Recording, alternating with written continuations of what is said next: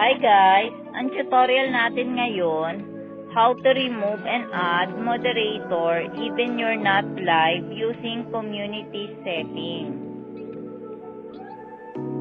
Punta lang tayo sa Chrome. Dito sa tatlong dot, kailangan naka-desktop site tayo. Ayan, naka-check na yun sa akin. Search lang natin youtube.com. Enter lang natin.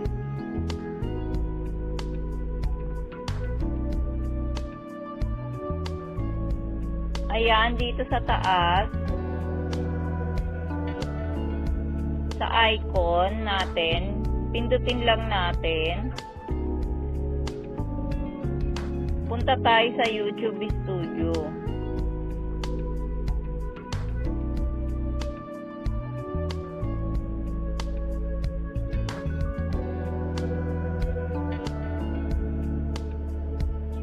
Dito sa baba,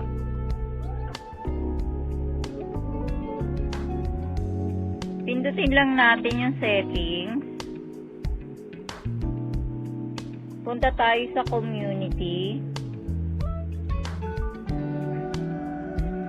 Eto guys, makikita nyo sa automated filters yung moderators ko. Ayan, shoutout sa inyo, Jules Ward, RGB Vlogs, at My Diary TV, at saka si Nightbot. Sila yung aking moderators sa aking live streaming. I-remove natin sila. Paano nga ba natin i-remove ang ating mga moderators? Simple lang guys.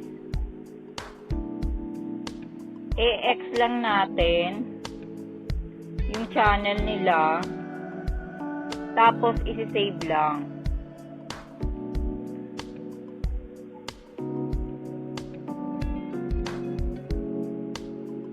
Balik tayo dito sa settings. Check natin kung na-remove na ba sila. Punta tayo sa community. Ayan guys, makikita nyo naman, ang moderator ko na lang is si Nightbot. Ayan, si Nightbot na lang yung aking moderator. Paano ba tayo mag-add na moderator?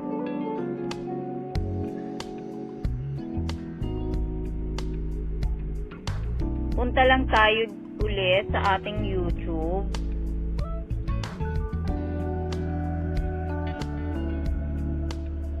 Search lang natin yung taong gusto natin i-add as moderator.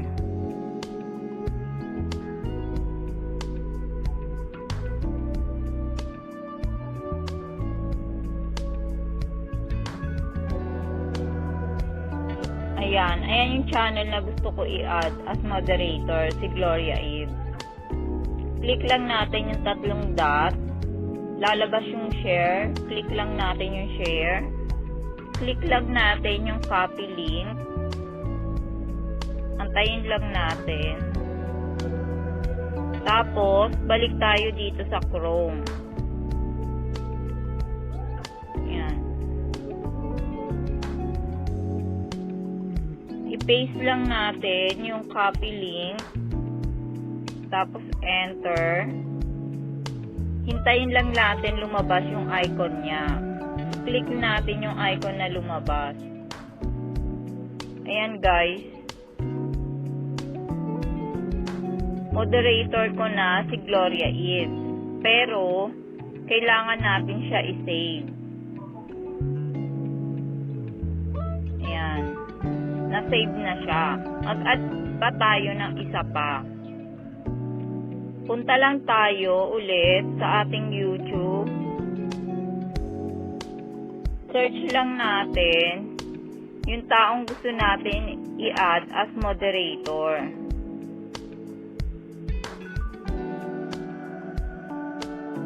Ayan. Andito na tayo sa channel ni LOPEZ. Pwede natin i-click yung mismong icon niya. Tapos dito sa taas, Click lang natin yung tatlong dot. Lalabas yung share. Click lang natin. Pindutin lang natin yung copy link.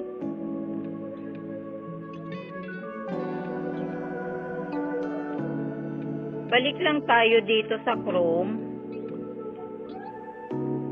Punta tayo ulit sa settings. Sa ating community. I-add lang natin yung copy link. Yan, tapos enter natin. Ayan guys, lumabas na yung icon ni Malu Lopez. I-click lang natin. Ayan. Ayan guys, lumabas na moderator ko, si Gloria Eves, si Nightbot, at saka si Malu Lopez. Huwag nating kakalimutan mag-save. Ayan, bumalik tayo dito sa YT Studio natin, sa channel board natin. I-double check natin kung na-add na ba sila. Punta tayo ulit dito sa baba. Sa setting. Sa ating community.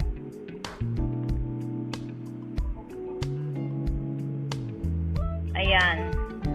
Na-add na as moderator talaga si Malu Lopez at saka si Gloria Eves. Sila yung aking moderator na tutulong sa akin during live streaming ko na ipatupad ang community guidelines ni YouTube.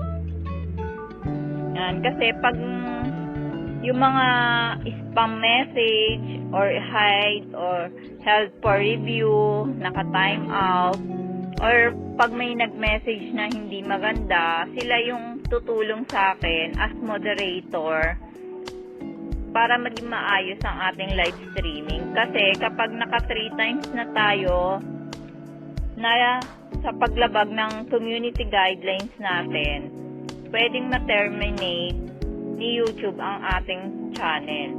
Kaya importante na meron tayong moderators na tutulong sa atin habang tayong nagla-live. Sila yung makikita nyo na naka-highlight, na nakakulay blue, na tinatawag nila na minsan naka-jacket.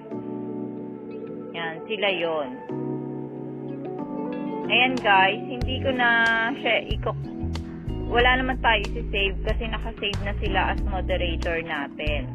Ganyan lang kasimple kung paano tayo mag-remove at mag-add ng moderator kahit hindi tayo naka-live streaming using community settings. Thank you guys. Please don't forget to like, share, and subscribe. Leilani Melad. Thank you.